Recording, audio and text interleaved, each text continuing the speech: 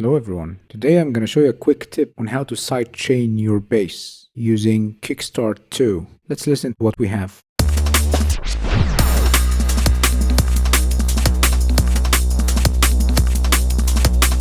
We're going to use Nicky Romero's Kickstart 2.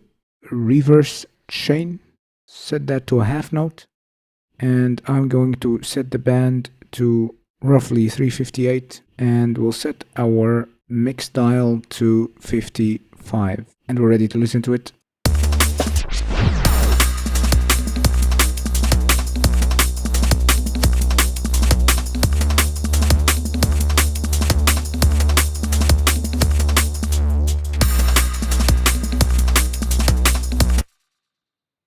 Here is before.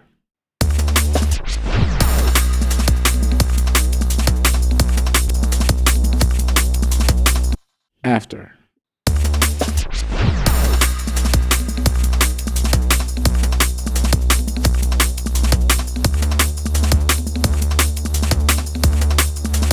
Try it and let me know what you think.